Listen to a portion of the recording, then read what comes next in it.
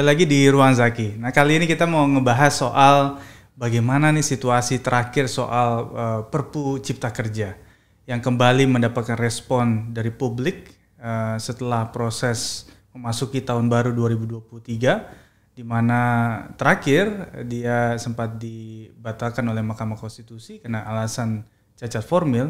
Lalu kemudian tiba-tiba ada kejutan di tahun baru, di awal tahun, di mana pemerintah kemudian mengeluarkan Perpu Cipta Kerja dan kembali akhirnya masyarakat melakukan gugatan ke Mahkamah Konstitusi. Hari ini gue nggak sendirian, gue akan ngobrol dengan Pak Iron, dosen Business Law Binus University. Pak Iron, apa kabar? Baik. Wah, mantap. Bro, Zaki ya. Bro. Iya. Manggil Pak kayaknya kesannya gimana. Wah, jadi ini kalau saya nggak mungkin manggil Bro Iron. Bahaya ini. Nggak boleh ya? Nggak boleh. Bisa offset saya. Bisa offset. Pak Iron, ini Perpu Cipta Kerja ini kan selalu menarik, terutama dari sejak menjelang COVID ya pada saat itu.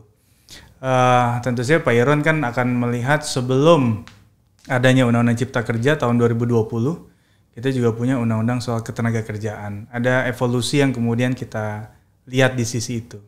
Nah, gimana Pak Iron melihat itu perjalanannya? Oke, terima kasih Bro Zaki ya. Ini nggak bisa disebut bahwa memang keberlakuan hukum dari konteks Undang-Undang 13 ini terus dibicara menjadi sesuatu hal yang mewakili satu kepentingan dan lain sebagainya. Sebagai masyarakat hukum ya kita tentu harus melihat bahwa aspek-aspek kepastian hukum itu memang sudah harus ada. Undang-Undang 13 memang kita lihat merupakan suatu produk hukum yang syarat juga dengan kepentingan. Gue nggak akan nyebut ya kepentingan itu apa ya. Tentu ada kepentingan di mana para pihak juga mungkin bisa melihat kepentingan tersebut.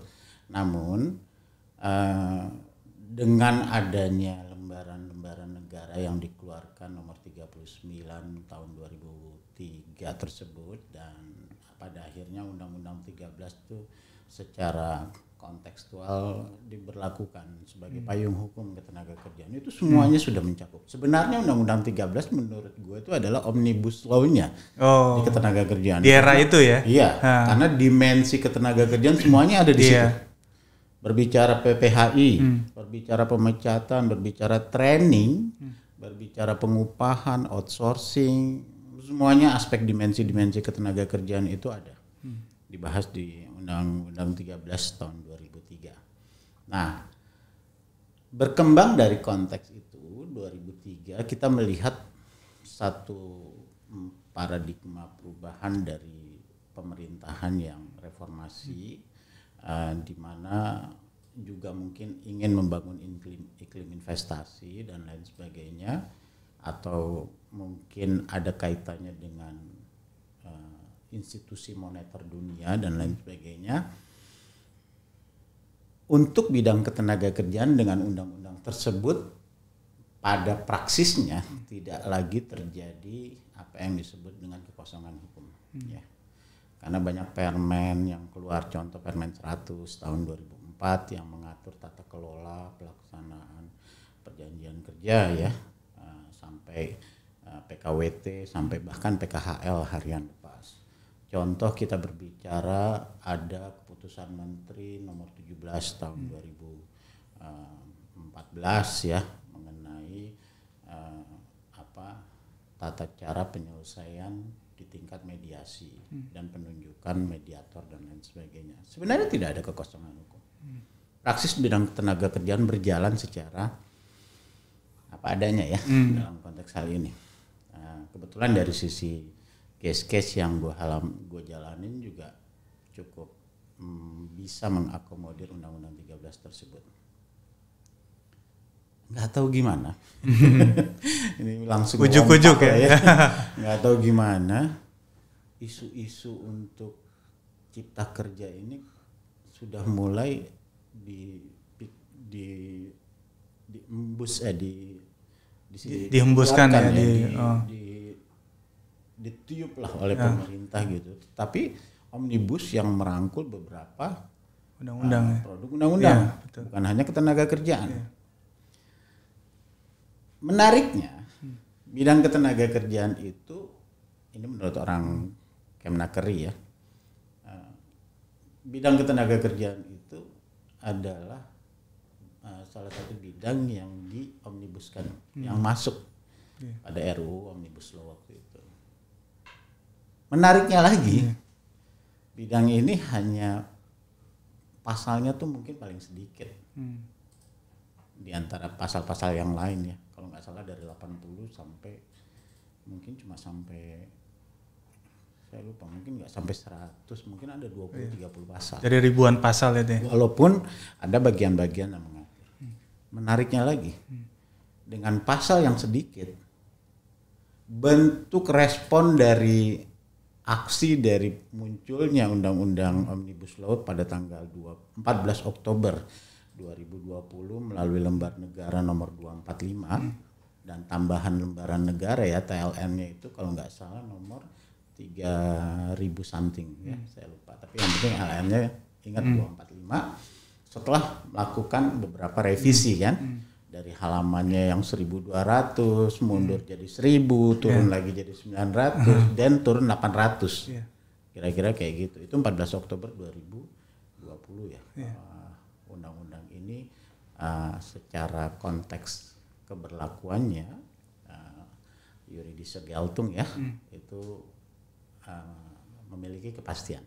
Nah, memang 1 tahun dari berkembangnya undang-undang ini tentu memunculkan gejolak ya, respon, penolakan dan lain sebagainya, khusus di klaster 4 ya, bicara ya Pak Zaki. Nah, dalam kondisi seperti ini, waktu itu pemerintah dalam hal ini departemen teknis terkait yaitu Kemnaker mungkin bisa dibilang belum siap ya mengaktualisasi peraturan-peraturan pelaksananya. Karena mereka hanya dikasih waktu 1 tahun. Iya benar. Ya kan? Tapi keluarlah 4 peraturan pelaksananya ya, dalam peraturan pemerintah nomor 34 terkait dengan tenaga kerja asing, peraturan pemerintah 35 terkait dengan PKWT, alidaya, waktu kerja, waktu istirahat, pemutusan hubungan kerja, nomor 36 terkait pengupahan dan nomor 37 terkait dengan jaminan kehilangan pekerjaan. Jadi itu barang 4 PP dalam kurun waktu kurang dari 1 tahun. Itu di 2021. Namun tanpa terekspos, akhirnya diinfo bahwa muncul gugatan-gugatan uji material terhadap UCK 11 tahun 2020.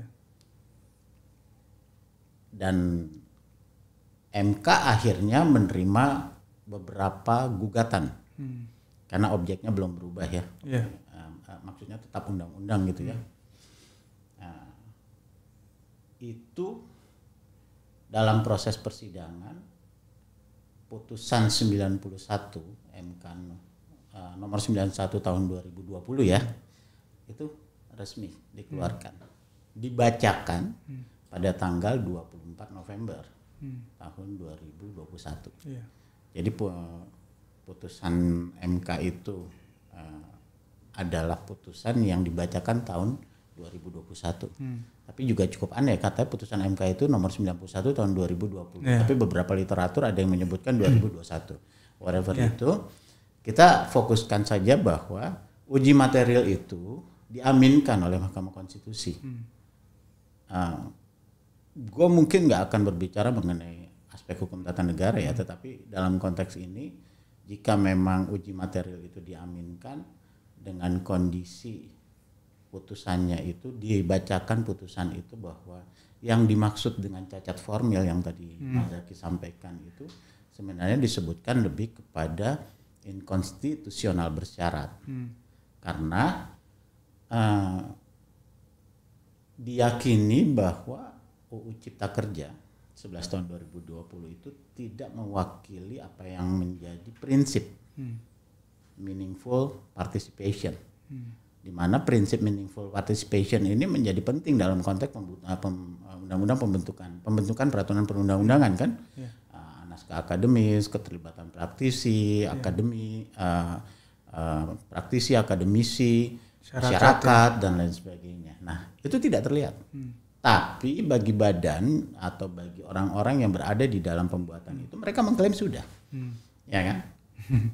Saya sendiri juga pernah menanyakan mana naskah akademisnya waktu itu, pengen lihat gitu kan, memang nggak pernah ditunjukkan lah, intinya kan, ya sudah, karena memang ini saya juga punya opini sendiri kan, tapi mungkin sebagai praktisi akademisi di bidang ketenagakerjaan, maka saya melihat bahwa kalau memang sudah putusan MK itu berlaku, inkonstitusional bersyarat selama 2 tahun, maka pemerintah.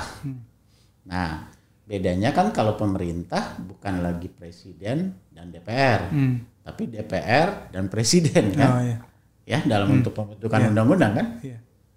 Nah, pemerintah diminta untuk memperbaiki apa yang disebut dengan proses formilnya tersebut, ya terkait meaningful participation. Nah, dalam perkembangannya sejak 25 November 2021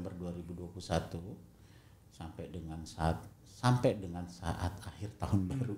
Ya, sampai dengan saat akhir ya, bukan awal tahun baru ya, akhir, karena 30 Desember 2022 dikeluarkannya Perpu nomor 2 tahun 2022. Ya, sebagai praktisi akademisi kita juga kaget juga gitu ya. Ini apa gitu. Dari sisi pemahaman kehukuman, dari sisi pemahaman ilmu hukum, tentu apa yang disebut oleh para pakar tata negara dan lain sebagainya ini adalah pembangkangan terhadap konstitusi atau putusan Mahkamah Konstitusi. Dari sisi pemerintah ini sudah sesuai karena ada yang disebut dengan kegentingan memaksa, yang diatur kalau nggak salah dalam putusan MK nomor 138 ya tahun 2009, ada konteks Perpu itu bisa dibuat jika memang ada kegentingan memaksa. Nah, jangan juga ditafsirkan bahwa apa yang disebut dengan ancaman stagflasi, global isu, inflasi, terus perang Rusia-Ukraina, Rusia-Ukraina, dan adanya perubahan dalam tata ekonomi dunia, ini menjadi satu konteks yang akan membuat Indonesia runtuh. Ya, itu dari perspektif hukum. Dari perspektif hukum boleh menyampaikan hal itu ya. Tapi kalau dari perspektif pemerintah sebagai orang yang menjalankan roda pemerintahan ini, ya patut juga itu dipertimbangkan menjadi hal di mana usaha pemerintah ini, upaya pemerintah mengeluarkan Perpu itu untuk menyelamatkan negara. Ada kekosongan hukum juga ya. Karena dianggap ada kekosongan hukum. Nah, menarik nih mengenai kekosongan hukum. Karena secara praksisnya, contoh lah misalnya terjadi putusan MK sejak 25 November tahun 2021. Ya kan? Terus kita untuk mengurus masalah pesangon, PHK karyawan harus menggunakan yang mana? PP 35 atau kembali ke Undang-Undang 13? Iya, benar. Tentu kalau dari sisi pengusaha, ya baiknya ke PP 35 kan? Karena lebih kecil. Tapi kalau misalnya dari sisi pekerja terkait dengan PHK yang memunculkan hak-haknya pekerja, misalnya efisiensi gitu ya, tentu menjadi lebih besar. 32,2 bulan upah berbanding 25,75 bulan upah. Ada selisih 6, sekian bulan upah. Ini kan menjadi kebingungan di ranah praksis kan, intinya seperti itu. Namun di sisi lain yang menjadi kewajiban pengusaha terkait dengan kompensasi PKWT, kan kompensasi PKWT hanya mulai diatur di Undang-Undang Cipta Kerja, terus diperkuat di PP 35 kan. Di Undang-Undang 13 tidak ada. Permen 100 tahun 2004 tidak ada yang namanya kompensasi. Harus pakai kemana? Oh, pakainya yang ke Undang-Undang 13. Iya benar. Jadi yang kalau pengusaha yang menguntungkan pengusaha pakainya Undang-Undang 13, kalau yang menguntungkan pengusaha pakainya di PP 35, jadi kacau akhirnya ini. Ada conflict of law di situ.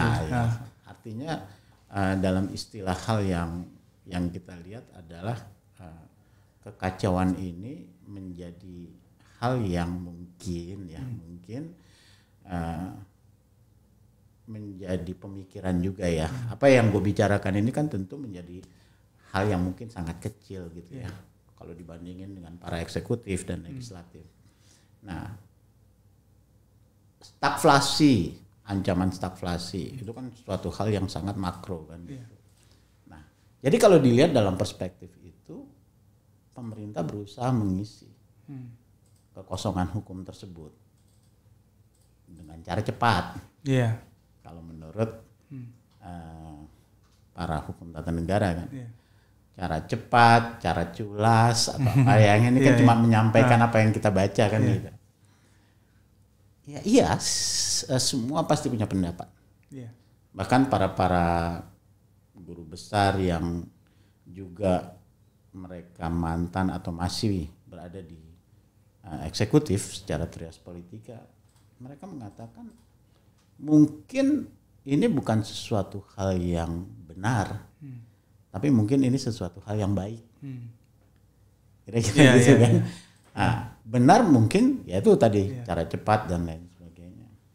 Nah, sehingga gue melihat bahwa Perpu 2 ini kalau gue balikin dalam diri gue sebagai praktisi di industrial relation yang mungkin juga seorang pekerja di dalam satu institusi yang pasti kepentingannya banyak lebih kepada kepentingan pengusaha sebagai pemberi kerja. Perpu 2 ini sebenarnya menjadi sesuatu yang lebih jelas. Kan kalau kita melihatnya dasar hukumnya ada kan. Maka kalau misalnya manajemen di tempat gue bekerja melihat bahwa untuk pesangon makanya yang mana? 25,75. Nggak lagi khawatir ada desakan atau opini dari pekerja bahwa itu kan udah sedang Mahkamah Konstitusi, sudah ada putusan Mahkamah Konstitusi. Enggak, sekarang udah jelas kan intinya gitu kan. Terus untuk kalau pekerja menanyakan, misalnya pekerja yang berstatus PKWT, mereka menanyakan masalah kompensasi PKWT, sudah ada jelas Perpu 2 ini, intinya gitu kan. Nah, bahwa Perpu ini dalam waktu sidang terdekat DPR apakah diputuskan, dikabulkan atau tidak dikabulkan, sebenarnya kalau berbicara dari ranah politik bukan expertise dari gue ya sebagai ini, karena terlepas bahwa itu merupakan koalisi pemerintah di legislatif itu tanda kutip gemuk, apakah itu udah bisa dijamin bahwa Perpu ini akan disahkan sehingga nanti akan menjadi undang-undang atau undang-undang 2 2022 mungkin gitu ya. Ya kita lihat aja. Kan tahu gue udah muncul lagi tuh kalau nggak salah ya tanggal 5 Januari gugatan uji material gitu kan. Perpu dari Perpu sekarang makanya. Nah, dia artinya dua dia udah kayak sinetron, udah 2 episode sekarang. Udah 2 episode menghadapi gugat. Jadi ini sinetronnya MK ini untuk Cipta Kerja aja tuh udah 2 episode sekarang. Betul banget. Dan Prof Mahfud itu kan bilang di depan publik pada saat itu ini udah benar katanya. Kita emang udah dikatakan tadi inkonstitusional bersyarat di mana kita ada cacat formil, tapi sudah kita benahi lewat Undang-Undang 13 2022 dari amandemen Undang-Undang 12 2011 tata urutan perundang-undangan. Jadi metode omnibus itu udah dimasukkan. Ya saya jadi ingat di tahun 2020 waktu itu BINUS ada acara sama LBH Jakarta, baru rancangan Undang-Undang Cipta Kerja saat itu. Salah satu yang saya kasih message ke audiens adalah ini ada masalah lewat proses pembentukannya. Omnibus itu dari common law system, dia belum ada tuh di mediumnya Indonesia. Betul.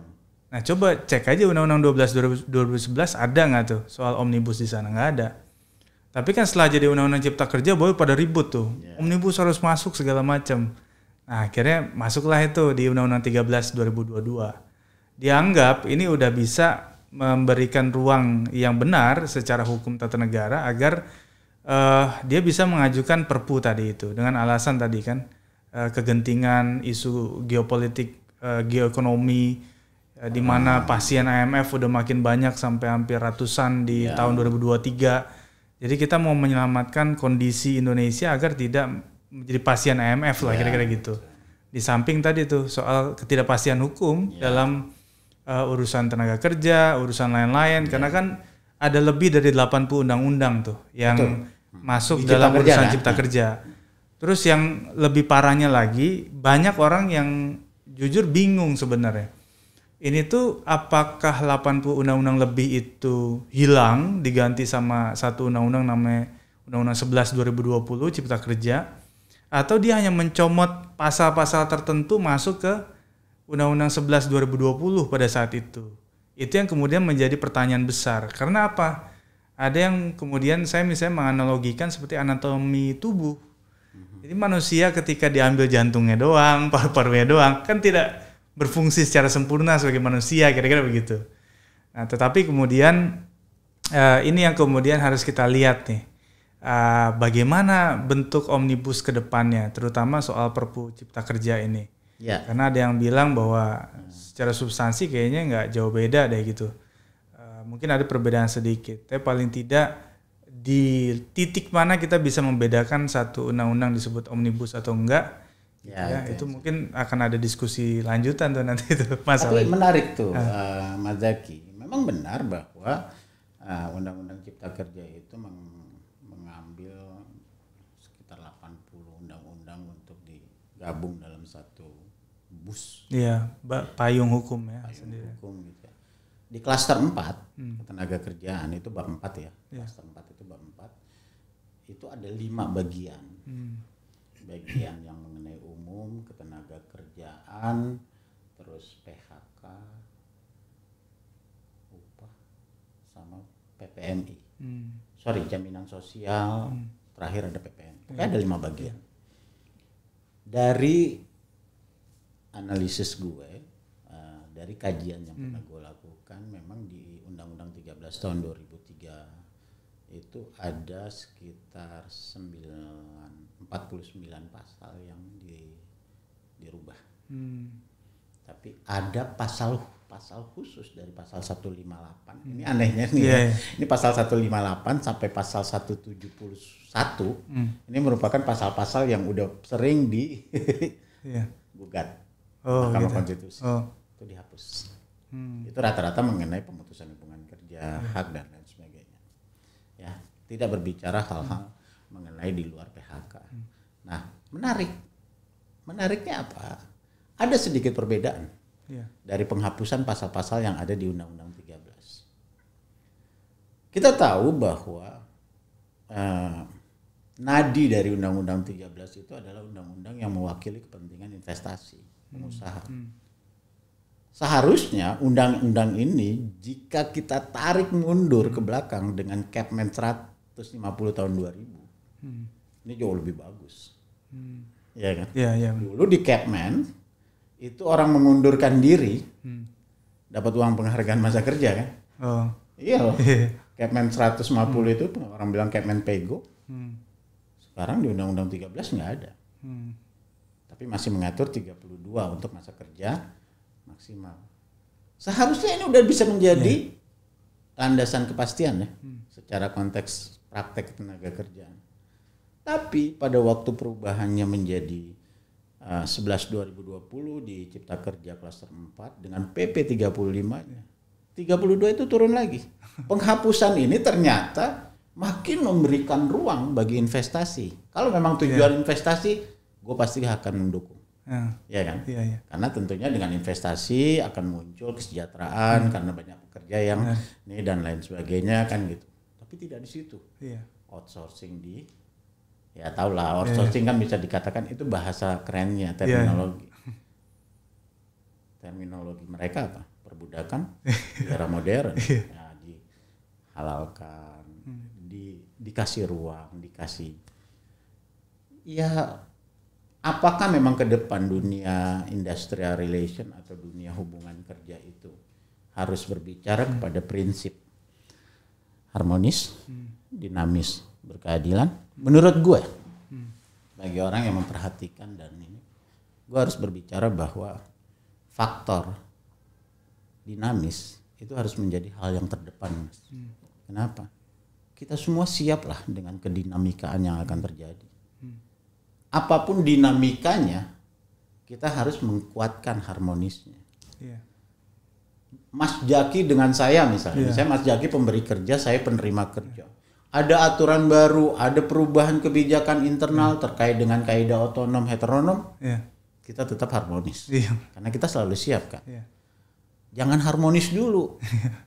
Tahu-tahu pas kedinamikaannya datang kita nggak siap, yang ada malah jadi nggak harmonis. Nah, prinsip-prinsip itu emang harus dibangun sih, Mas, menurut aku ya. Karena apa? Karena ya yang disebut dengan perselisihan itu pasti akan ada. Tapi manusia kan dibekali oleh 3 hal: rasio, intuisi, empiri. Itu epistemologi dalam konteks filsafat keilmuan. Nah, ini harus menjadi dasar menurut aku. Ini harus dipraktekkan dalam segala dimensi, khususnya di bidang ketenaga kerjaan.